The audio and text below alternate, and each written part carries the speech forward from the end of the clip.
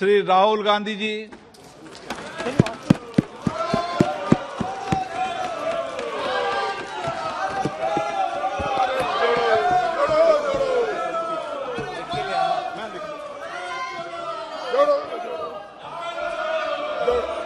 Speaker, sir, thank you for allowing me to speak on the President's address. It's an honor for me to be able to speak at this House today.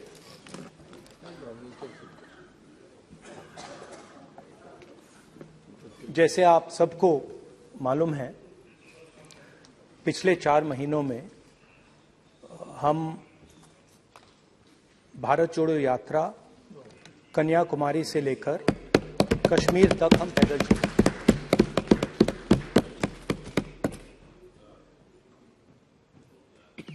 3,600 kilometre तकरीबन।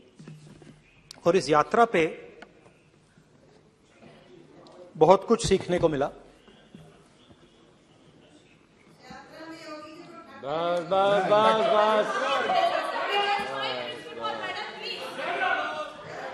इस यात्रा में बहुत कुछ सीखने को मिला और जो जनता की आवाज, हिंदुस्तान की आवाज है, उसको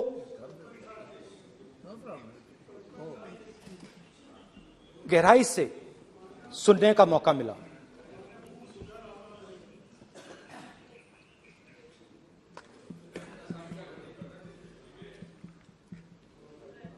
शुरुआत में, यात्रा की शुरुआत में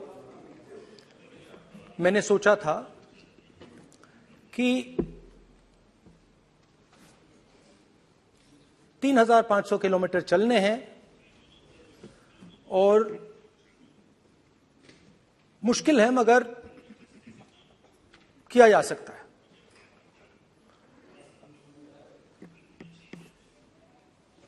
आप भी राजनेता हो, हम भी राजनेता हैं। हाँ, सेवक कह लीजिए। और नॉर्मली आजकल की राजनीति में जो हमारी पुराना ट्रेडिशन था पैदल चलने का, वो आजकल हम सब लोग, हम भी आप भी, उस ट्रेडिशन को शायद भूल गए या उसका हम पालन नहीं करते। मैं भी उसमें शामिल था, आप भी उसमें शामिल हैं। हम सब, कोई गाड़ी में जाता है, कोई हवाई जहाज में जाता है, कोई हेलीकॉप्टर में जाता है, मगर पैदल कम चलते हैं। ठीक है, ठीक है। और जब पैदल चला जाता है, हाँ पैदल जाएंगे, सब जगह पैदल जाएंगे, घबराइए मत। तो जब पैदल चला जाता है, मैं 1 किलोमीटर की बात नहीं कर रहा हूं, 10 की नहीं कर रहा हूं, 25 की नहीं कर रहा हूं, मैं 200-300-400 किलोमीटर की बात कर रहा हूं। जब 200-300-400 किलोमीटर चला जाता है तो शरीर पे दबाव पड़ता है, दर्द होता है, मुश्किल आती है। शुरुआत में चलते वक्त लोगों की आवाज सुन रहे थे हम, मगर हमारे दिल में यह भी था कि हम भी अपनी बात रखें। कोई हमारे पास आता था, कहता था कि मैं बेरोजगार हूं, और हमें लगता था कि नहीं, हमें कहना चाहिए कि तुम बेरोजगार क्यों हो, कारण क्या है। उसमें हम विपक्ष का रोल भी प्ले कर लेते थे, आपकी भी बुराई कर देते थे। नहीं, वो तो है, वो भी करेंगे, हम भी करेंगे। मगर थोड़ी देर चलने के बाद एक बदलाव आया और जो हमारी आवाज थी, जो ये डिजायर था बोलने का कि भैया बेरोजगारी इसलिए है, महंगाई इसलिए है, वो बिल्कुल बंद हो गई। क्योंकि हमने इतने लोगों से बात की, मतलब हजारों लोगों से बात की, बच्चों से, बुजुर्गों से, महिलाओं से, माताओं से, बहनों से, कि थोड़ी देर बाद ये बिल्कुल आवाज बंद हो गई। और फिर हम गहराई से, और मैं खुल के कह सकता हूं, मैंने तो अपनी जिंदगी में इस प्रकार से कभी पहले सुना ही नहीं था। क्योंकि हम सब में थोड़ा सा अहंकार होता है कि हम ही बता दें, अपनी बात रखते।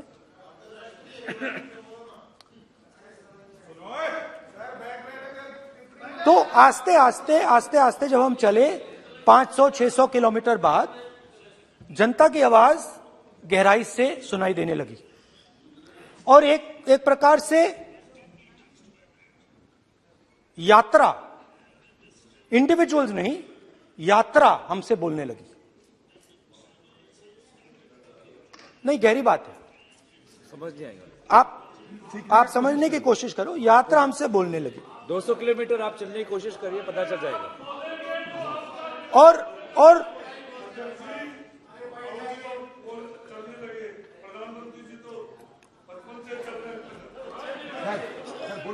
वो चाय बेचने इसलिए जाते थे। तो यात्रा बोलने लगी। कोई आता था, कहता था, युवक आता था, कहता था मैं बेरोजगार हूं।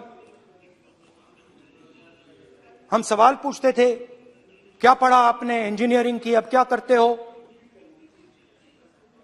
कोई कहता था मैं बेरोजगार हूं, कोई कहता था मैं उबर चलाता हूं, कोई कहता था मैं मजदूरी करता हूं। किसान आए हजारों। प्रधानमंत्री बीमा योजना की बात की कि हम पैसा भरते हैं, तूफान आता है, आंधी आती है, पैसा गायब हो जाता है।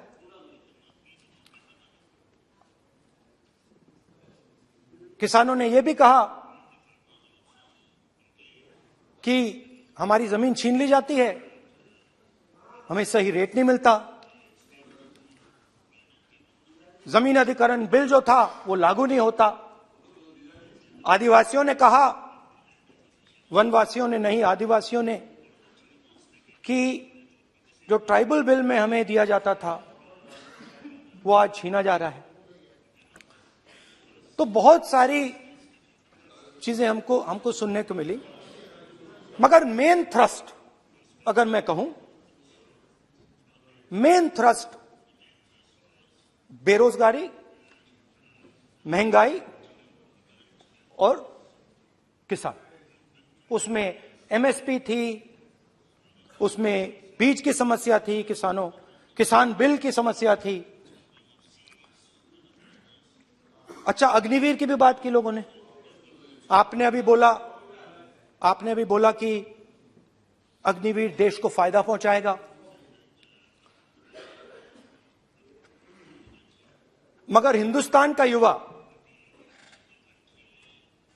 जो 4 बजे दौड़ता है, आर्मी में भर्ती होने के लिए दौड़ता है, वो आपकी बात से सहमत नहीं है।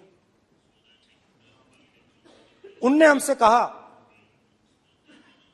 कि पहले हमें 15 साल की सर्विस मिलती थी, पेंशन मिलती थी, अब 4 साल के बाद हमें निकाल दिया जाएगा, कुछ नहीं मिलेगा, पेंशन नहीं मिलेगी। सीनियर ऑफिसर्स ने कहा कि हमें तो लगता है कि ये जो अग्निवीर योजना है ये आर्मी के अंदर से नहीं आई, ये कहीं और से आई है, ये आरएसएस से आई है, होम मिनिस्ट्री से आई है। ये सीनियर आर्मी के लोगों ने कहा है, मैं नहीं कह रहा हूं, कि हमें लगता है कि ये आर्मी के ऊपर ये योजना थोपी गई है और ये आर्मी को कमजोर करेगी। आर्मी के जनरल्स ने हमें कहा, जो रिटायर्ड हैं, उन्होंने हमें कहा, राहुल जी, हजारों लोगों को हम हथियार की ट्रेनिंग दे रहे हैं और फिर थोड़ी देर बाद उनको समाज में डाल रहे हैं। बेरोजगारी है, समाज में हिंसा बढ़ेगी।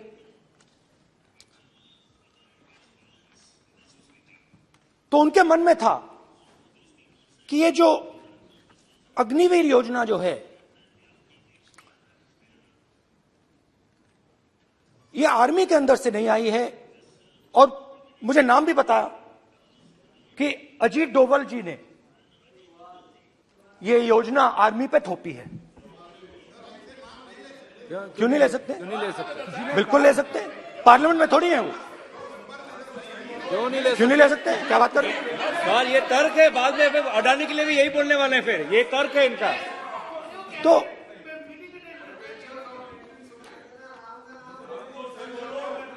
तो इंटरेस्टिंग बात यह है, इंटरेस्टिंग बात यह है कि मैंने फिर प्रेसिडेंट्स एड्रेस पढ़ा। देश के सब युवा अग्निवीर अग्निवीर अग्निवीर अग्निवीर बोल रहे हैं, कह रहे हैं कि ये आर्मी के ऊपर थोपा गया है, हमें नहीं चाहिए। आर्मी के लोग कह रहे हैं हमें नहीं चाहिए।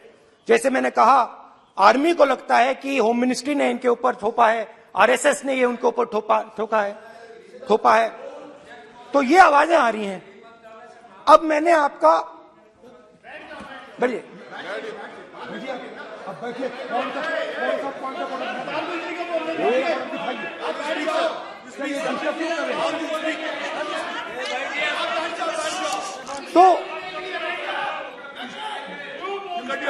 तो एक फर्क, ये थोड़ा पानी ले आओगे मेरे, पानी।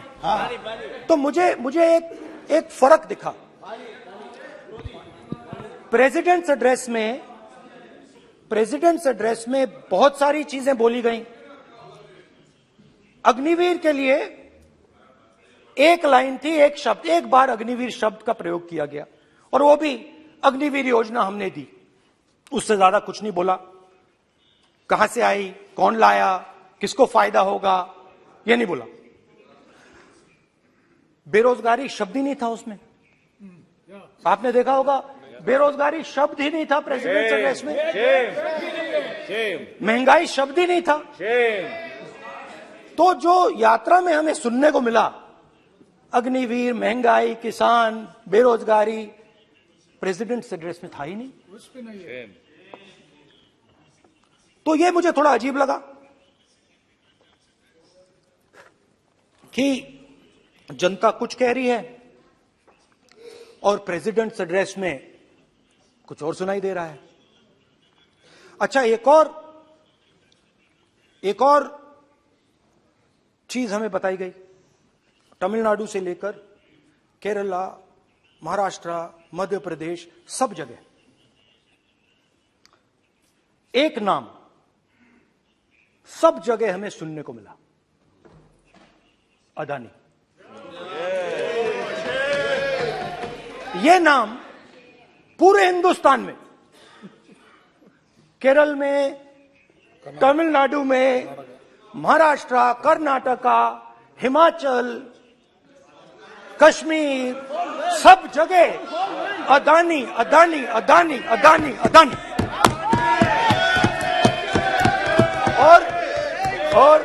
और ये नाम नहीं, और इस नाम के बारे में जब लोग बोलते थे मुझसे, तो 2-3 सवाल पूछते थे। ये पूछते थे कि ये जो अदानी जी हैं, ये किसी भी बिजनेस में घुस जाता है, ये सफलता प्राप्त कर जाता है, ये कभी फेल नहीं होता।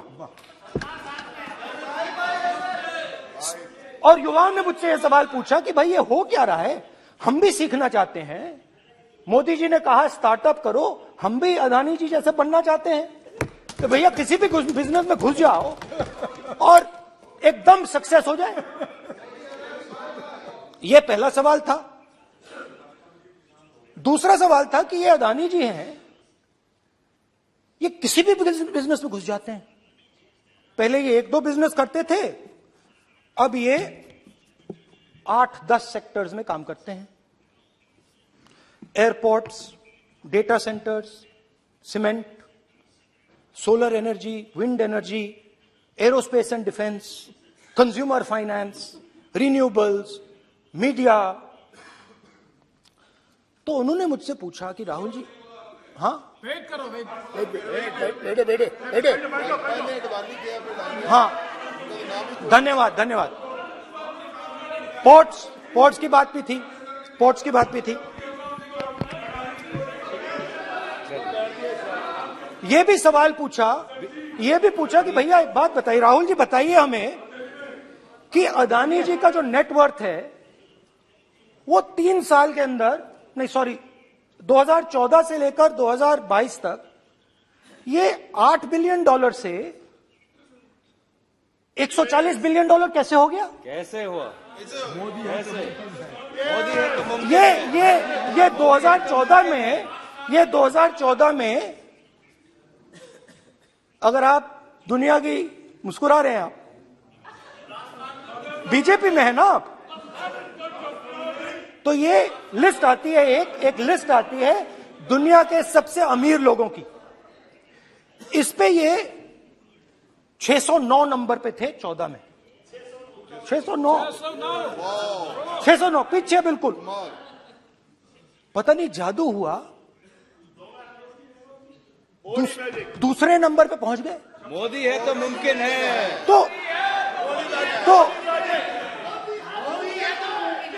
तो मुझसे पूछा यार, बहुत सारे लोगों ने पूछा कि भैया राहुल जी बताइए, हिमाचल में सेब की बात होती है अदानी जी, कश्मीर में सेब की बात होती है अदानी जी, पोर्ट्स की बात होती है अदानी जी, एयरपोर्ट्स की बात होती है अदानी जी, इंफ्रास्ट्रक्चर, अच्छा हम सड़क पे चल रहे हैं, मैं पूछूं किसने बनाई? अदानी जी। तो लोगों ने यह भी पूछा कि राहुल जी ये जो अदानी जी जो हैं,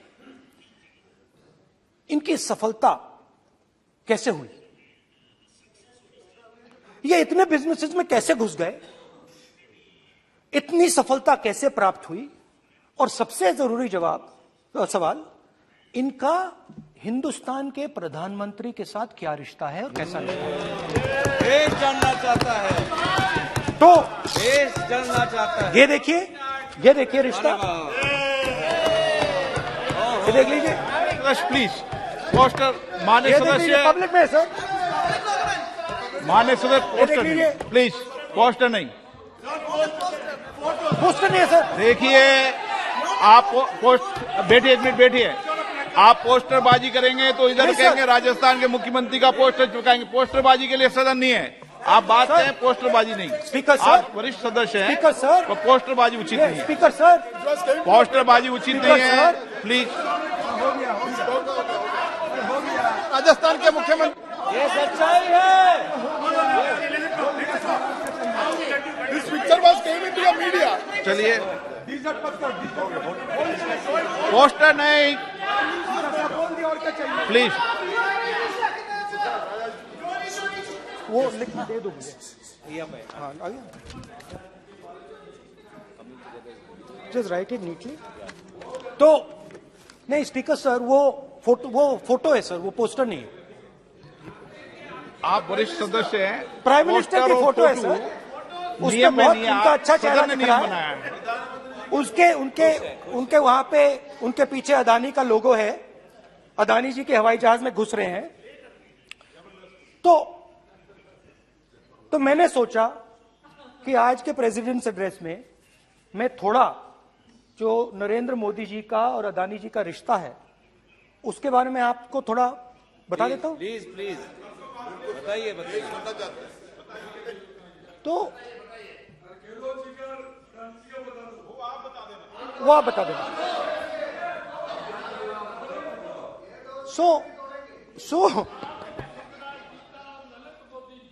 So the relationship begins many years ago when Narendra Modi ji was the Chief Minister of Gujarat.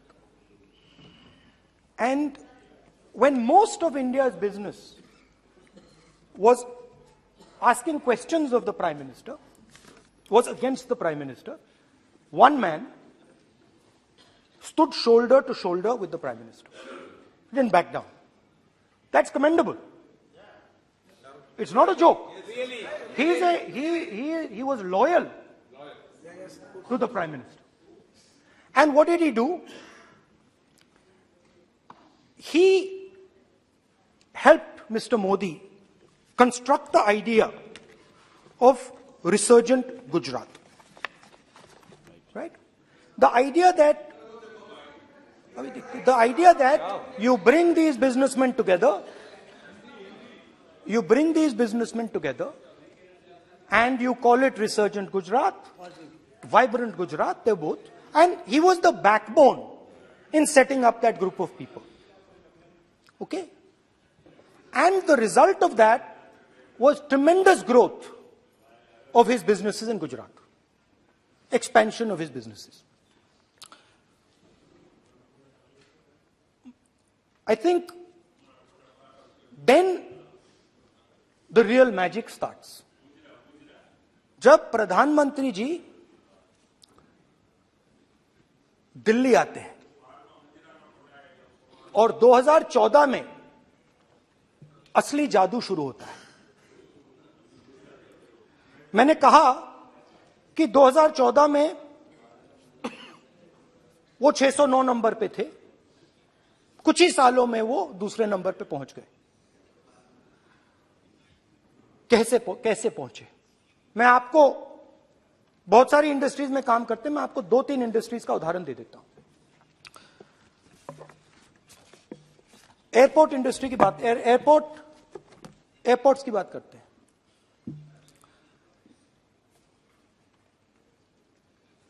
कुछ साल पहले सरकार ने हिंदुस्तान के एयरपोर्ट्स को डेवलप करने के लिए दिया। नियम था, there was a rule that anybody who does not have prior experience in airports cannot be involved in development of these airports. नहीं, गलत नहीं बोल रहा हूं।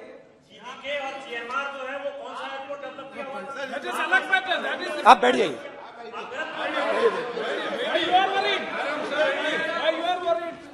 अडानी के डिफेंस में आ गए सर। देखिए, अरे माननीय सदस्य प्लीज मेरी बात सुनो। तो 1 मिनट मेरी बात सुनो। ये एक मिनट बात सुनेंगे। ये संसद है, अपन किस दिशा पर चर्चा कर रहे हैं ये देश देख रहा है। हमें राष्ट्रपति अभिभाषण पर चर्चा करें तो उचित रहे, बाकी आपकी इच्छा है, स्वतंत्र अभिव्यक्ति है। मेरा मानना ये तो अपन एक विषय पर ओके, तो आपको तो रूल था, नियम था। हाँ,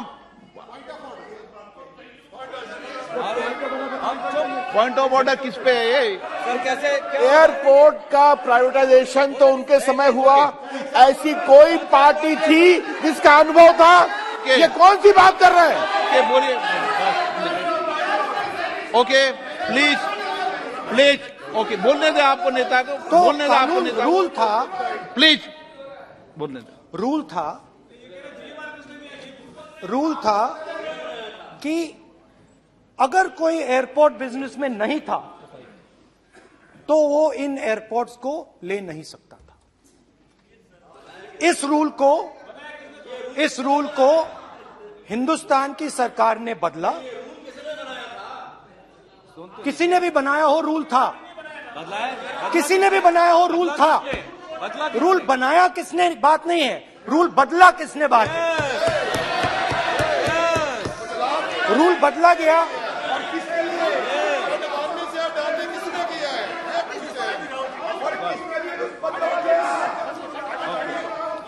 रूल बदला गया।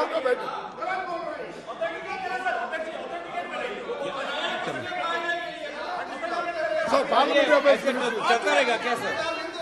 आप पार्लियामेंट्री अफेयर्स मिनिस्टर से इंडिया रूल को बदला गया।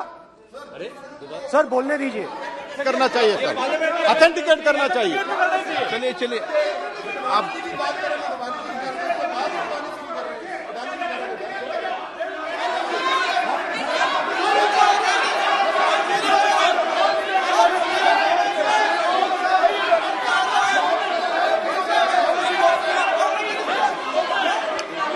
बदला गया सर। स्पीकर सर,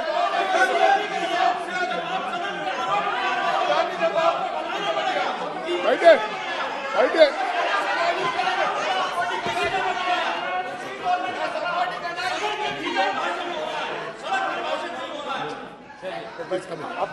तो ये रूल बदला गया।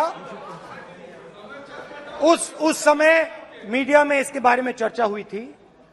रूल बदला गया और अदानी जी को 6 एयरपोर्ट्स दिए गए। उसके बाद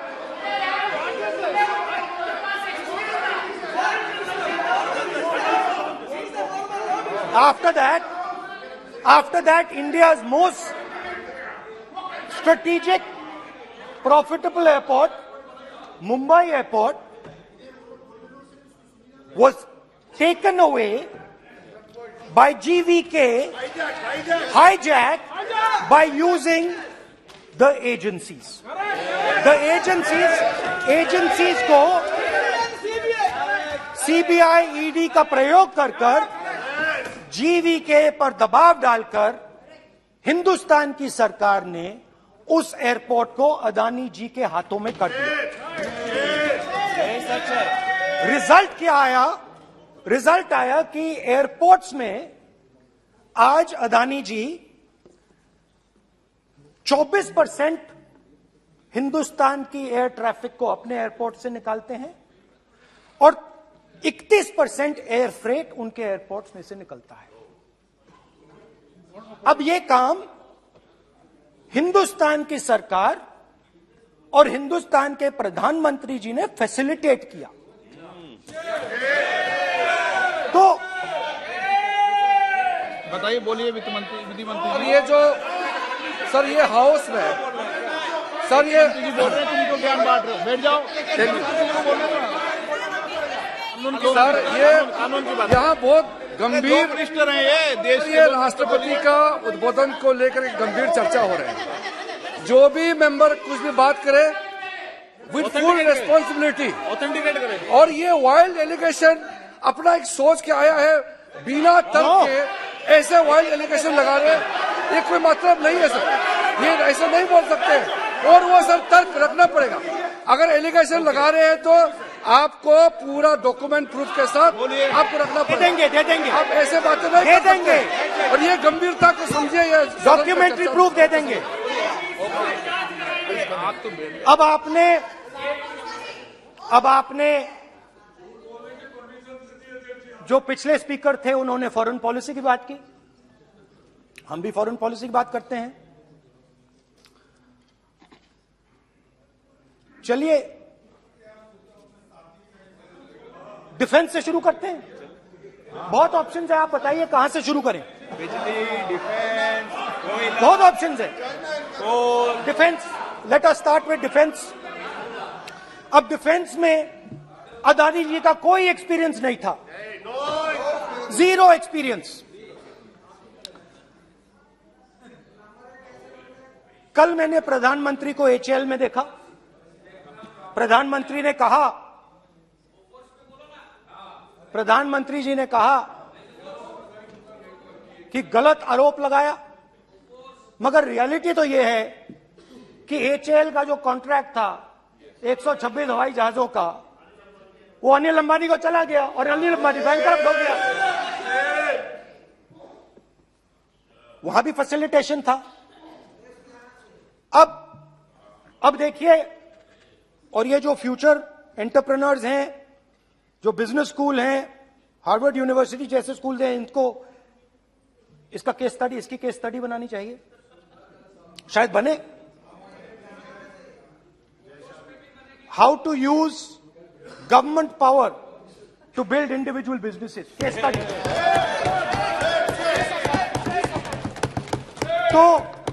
तो अब देखिए, अदानी जी की डिफेंस में इंटरेस्ट देखिए।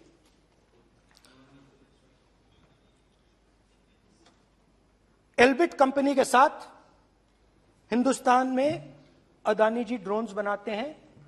ड्रोन्स को हिंदुस्तान की एयरफोर्स, आर्मी, नेवी के लिए रिफिट करते हैं।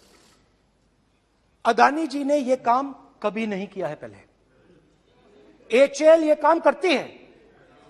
हिंदुस्तान में और भी कंपनीज हैं जो ये काम करती हैं, मगर प्रधानमंत्री जी इजरायल जाते हैं और उसके एकदम बाद अदानी जी को ये कॉन्ट्रैक्ट मिल जाता है, मगर एक नहीं मिलता।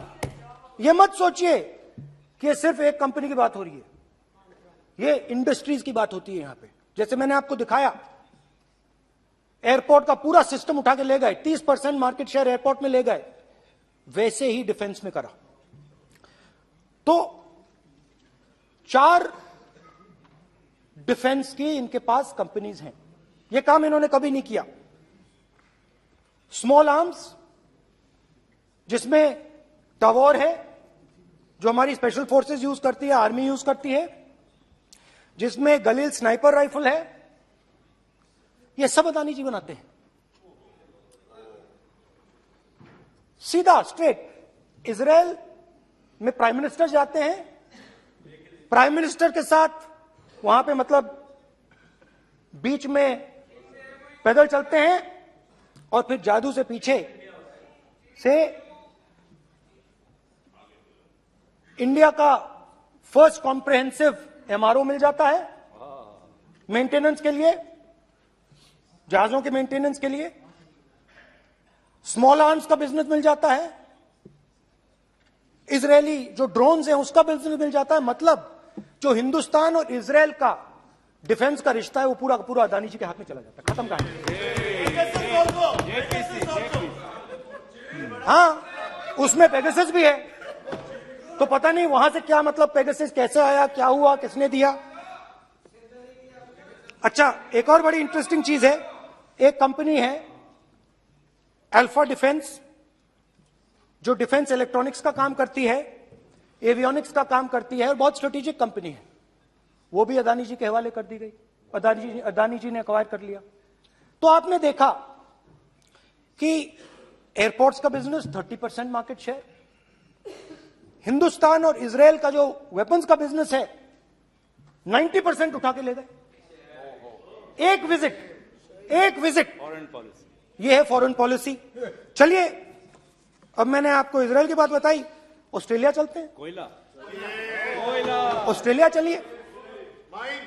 ऑस्ट्रेलिया में अदानी जी जाके, नहीं क्यों, आप तो डिबेट करना चाहते थे, आप ही तो डिबेट करना चाहते थे। आपने बोला था कोई भी विषय पे डिबेट हो, तो हो गया अब डिबेट। अब क्यों डर रहे हो डिबेट से? अब क्यों डर रहे हो डिबेट से? क्यों डर रहे हो? जब हमने जेपीसी की मांग की, आपने बोला सदन में उठाओ। अब क्यों डर रहे हो? अब क्यों डर रहे हो? अब क्यों डर रहे हो? आप चर्चा से क्यों डर रहे हो? चर्चा से डर रहे हो आप?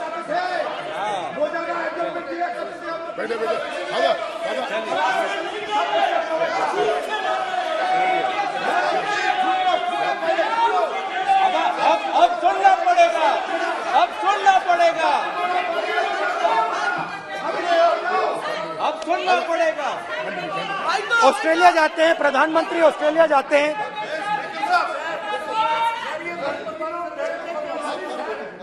प्रधानमंत्री ऑस्ट्रेलिया जाते हैं,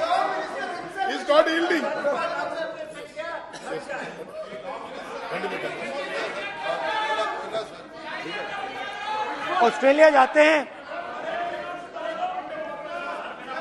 कैब नंबर बताएं। 369। सर ये क्या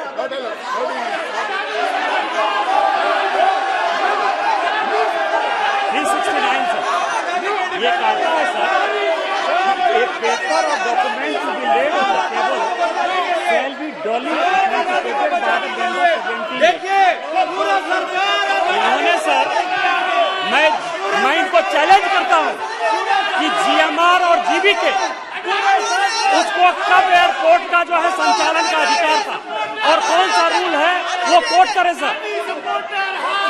किस रोल के आधार पर ये, इनको मैं चैलेंज करता हूं, पूरी कांग्रेस पार्टी को चैलेंज करता हूं कि GMR और GVK को कौन सा एयरपोर्ट चलाने का लाइसेंस जब दिया तो उनको उसका नॉलेज था। मैं चैलेंज करता हूं पूरी कांग्रेस पार्टी को। जब इन्होंने बिरला को बनाने का दिया, डालमिया को बनाने का दिया, टाटा को बनाने का दिया लाइसेंस, उस वक्त उनको कौन सा मोटर चलाने का अधिकार था सर? ये गलत बयानी कर रहे हैं। मेरा ये कहना है कि आप एलिगेशन प्रधानमंत्री के ऊपर लगा रहे हैं, आप पेपर दीजिए और कौन सा रूल भारत सरकार ने चेंज किया एयरपोर्ट में अडानी के लिए, वो ऑथेंटिकेट कीजिए, नहीं तो इस तरह की बात नहीं कर सकते हैं।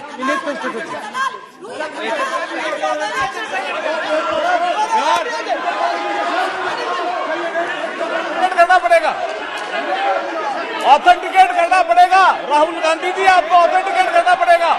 आप ऐसा नहीं बोल सकते हवा में, आप हवा में बोल रहे हो और प्रधानमंत्री जी पे आरोप लगा रहे हो। आपको ऑथेंटिकेट करना ही पड़ेगा।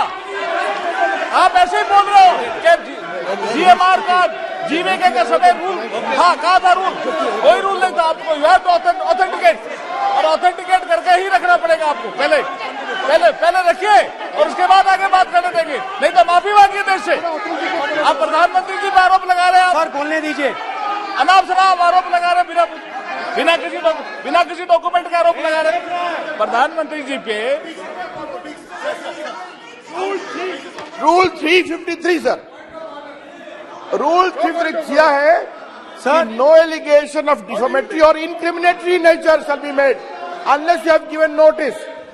छोड़िए, वो तो प्रधानमंत्री के खिलाफ एलिगेशन लगा रहे हैं बिना नोटिस दिए, बिना कोई डॉक्यूमेंट दिए।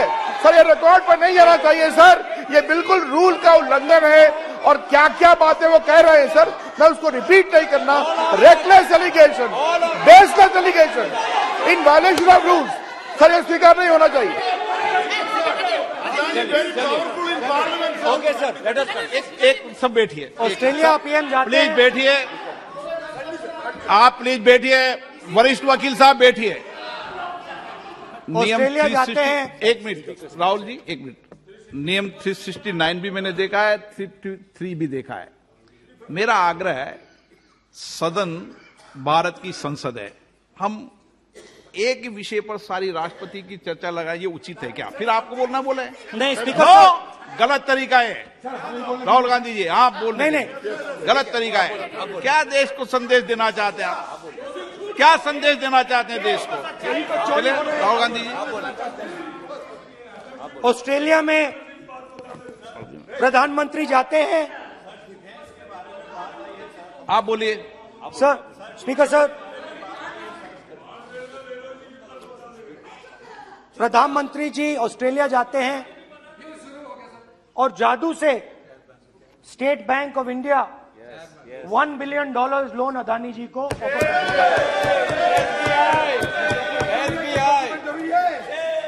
सर इसका भी डॉक्यूमेंट जरूरी है क्या, बताओ? मोदी जी, आपका सरकार के पास है। अधीर प्लीज। उसके बाद मैं उदाहरण दे रहा हूं, पूरी दुनिया में मोदी जी जाते हैं, घूमते हैं, तो मैं बता देता हूं क्या होता है वहां पे। बांग्लादेश में गए, हाँ काम पे ही जा रहे हैं, वही तो बोल रहा हूं, काम पे जा रहे हैं। बांग्लादेश जाते हैं, मोदी जी की पहली ट्रिप होती है बांग्लादेश में। वहां पे बांग्लादेश को इलेक्ट्रिसिटी बेचने का डिसीजन लिया जाता है। कुछ ही दिन बाद बांग्लादेश पावर डेवलपमेंट बोर्ड 25 साल का कॉन्ट्रैक्ट अदानी जी के साथ साइन कर देता है। 1500 मेगावाट इलेक्ट्रिसिटी का कॉन्ट्रैक्ट अदानी जी। चलिए वहां से श्रीलंका चलते हैं।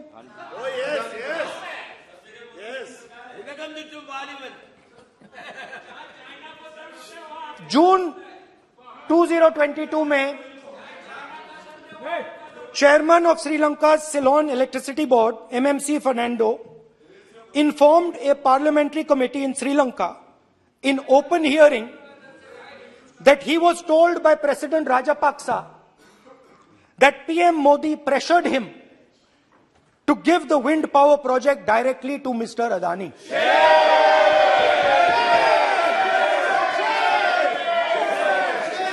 मतलब श्रीलंका इलेक्ट्रिसिटी बोर्ड के चेयरमैन कहते हैं कि उन्होंने राजपक्सा जी ने कहा कि हिंदुस्तान के प्रधानमंत्री ने उनको कहा है कि ये विंड पावर का प्रोजेक्ट है, ये अदानी जी को देना है। तो ये रही आपकी फॉरेन पॉलिसी। ये हिंदुस्तान की फॉरेन पॉलिसी नहीं है, ये अदानी जी की फॉरेन पॉलिसी है, उनके बिजनेसेस बनाने की फॉरेन पॉलिसी है। अब यात्रा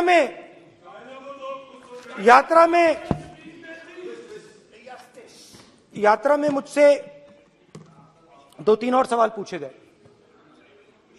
यात्रा में लोगों ने मुझसे पूछा, राहुल जी ये जो LIC कंपनी है, इसका पैसा अदानी जी की मदद करने के लिए क्यों डाला जा रहा है? उन्होंने यह भी पूछा कि अदानी जी के जो शेयर्स हैं बड़े वोलेटाइल हैं, उसमें LIC का पैसा क्यों डाला जा रहा है? तो मेरा कहना है कि एक सेकंड, मेरा कहना है कि अदानी जी की मदद प्रधानमंत्री जी और हिंदुस्तान की सरकार कैसे करती है? हजारों करोड़ रुपए हिंदुस्तान के public sector banks Adani ji को मिलता है। 27,000 करोड़ रुपए SBI, PNB 7,000 crore, bank of Baroda 5,500 crore, ये मैं लिस्ट चलती जाएगी। LIC का एक्सपोजर 36,000 करोड़ रुपए, 3 crore SBI and other PSU bank holders. Money is going to Mr. Adani and to finance.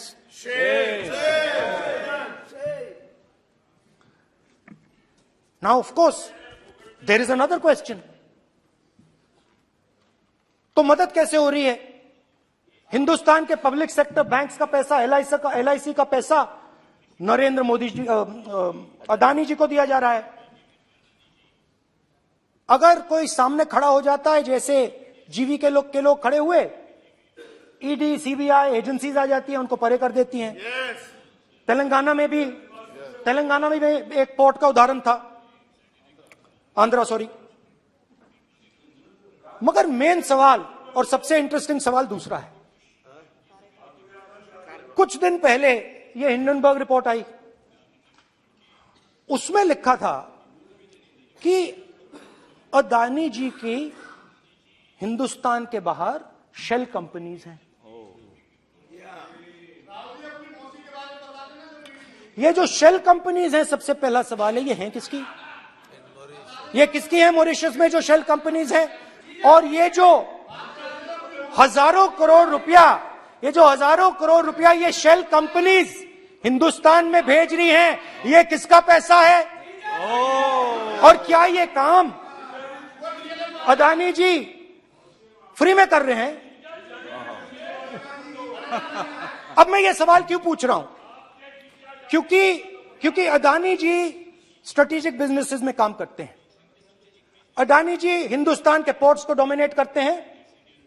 Adani जी हिंदुस्तान के एयरपोर्ट्स को डोमिनेट करते हैं।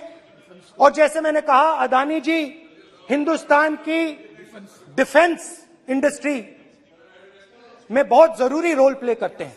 तो मेरा पहला एक छोटा सा सवाल है कि जो शेल कंपनीज हैं, इनके बारे में हिंदुस्तान की सरकार ने कोई सवाल नहीं उठाया? ये कौन लोग हैं, ये किनकी कंपनीज हैं? ये स्ट्रेटेजिक मामला है, पोर्ट्स का मामला है, एयरपोर्ट्स का मामला है, डिफेंस का मामला है। और जो कंपनी इन स्ट्रेटेजिक एरियाज में काम कर रही है, उनके बारे में आपको मालूम ही नहीं। ये नेशनल सिक्योरिटी का मुद्दा है, आपको मालूम ही नहीं कि ये शेल कंपनीज किसकी हैं, कितना पैसा आ रहा है, किसका पैसा आ रहा है। तो एक बहुत बड़ा सवाल है, ये पैसा किसका है, ये शेल कंपनीज किसकी हैं, और ये हिंदुस्तान की सरकार की जिम्मेदारी है ये पता लगाना ये किसकी शेल कंपनीज हैं और ये किसका पैसा अंदर आ रहा है। JPC, we want JPC. We want JPC.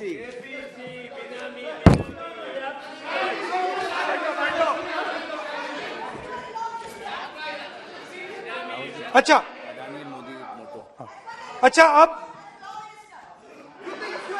अब चलिए छोटा सा बजट के बारे में बता देता हूं। 2022 में अदानी जी अनाउंस करते हैं कि वो $50 बिलियन इन्वेस्ट करेंगे to build the world's largest green hydrogen ecosystem. और इस बजट में बीजेपी की सरकार निर्मला सीतारमण जी कहती हैं हम ग्रीन हाइड्रोजन के लिए बहुत ह्यूज इंसेंटिव्स देंगे। 19,700 करोड़ रुपए हम ग्रीन हाइड्रोजन के लिए देंगे, मतलब अदानी जी को देंगे। जुगलबंदी बजट में अदानी जी के लिए 50 नए airport, coastal shipping, horticulture, grain storage, ये सब काम आप कर रहे हैं। तो मेरे सिर्फ कल प्रधानमंत्री जी कल भाषण देंगे, मेरे उनसे 2-3 छोटे से सवाल हैं। मेरा प्रधानमंत्री जी से 2-3 सवाल हैं।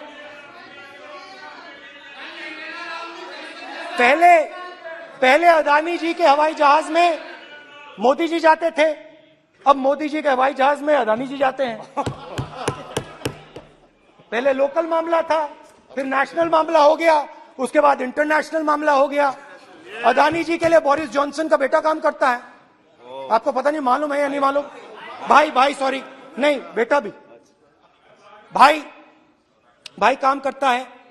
तो ये मामला पहले गुजरात का मामला था, फिर ये हिंदुस्तान का मामला हुआ, अब ये इंटरनेशनल मामला हो गया है। तो मेरा सवाल प्रधानमंत्री जी से, और सिंपल सवाल है, प्रधानमंत्री जी आपकी फॉरेन ट्रिप्स पे अदानी जी और आप कितनी बार एक साथ गए? अदानी जी, how many times did you travel together with Adani ji? How many times did Adani ji join you later on a visit? How many times did Adani ji travel to a country immediately after you did? And in how many of these countries after you visited did Adani ji get a contract?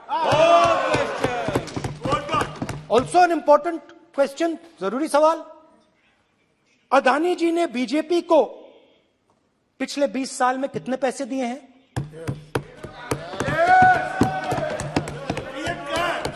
Electoral bonds में कितना पैसा दिया है?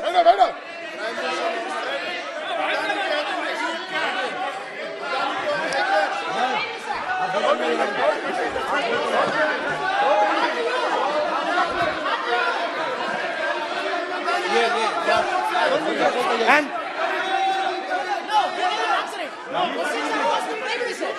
questions are posed to Prime Minister, please. Sir, खत्म करने दीजिए sir. Concluding. Sir, concluding. और बहुत सुंदर तरीके से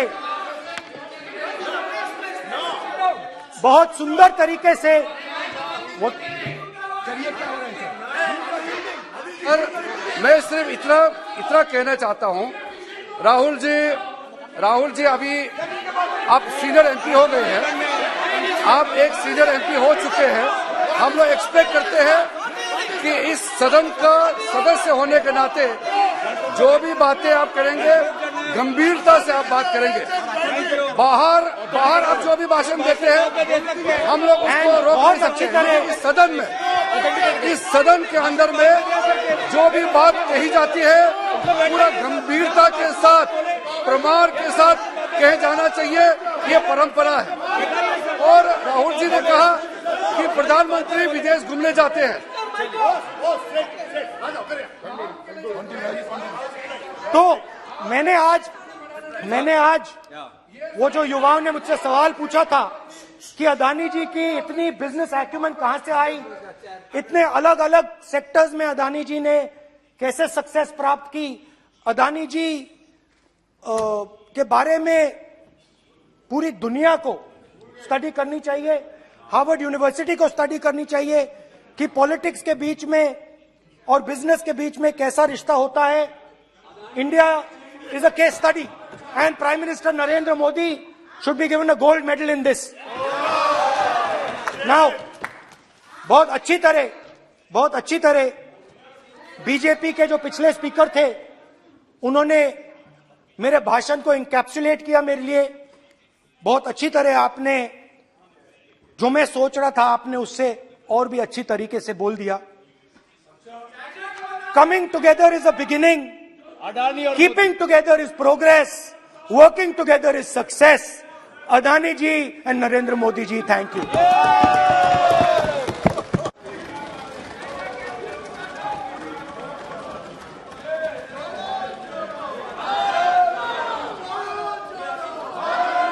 भारत जुड़ा हुआ है, चिंता मत करो। श्रीमती कनिमोजी, माननीय सदस्य मैं आग्रह कर सकता हूं, सदन आपका है। कोई अपनी यात्रा पर चर्चा करता है, कोई करता है, अच्छी हो राष्ट्रपति अभिभाषण पर चर्चा करो आप, तो ठीक लगेगा।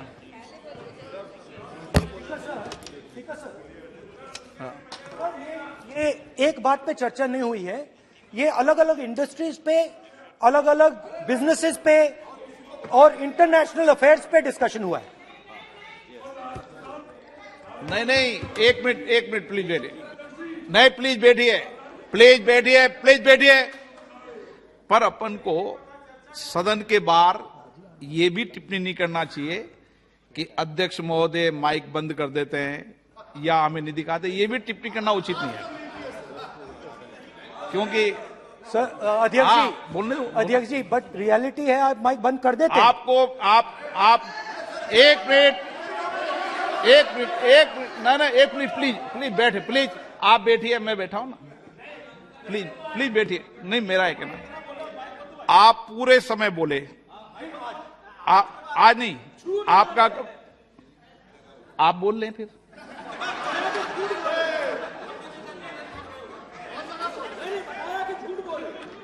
आप पूरे, ठीक है, थैंक यू। कनिमोजी जी।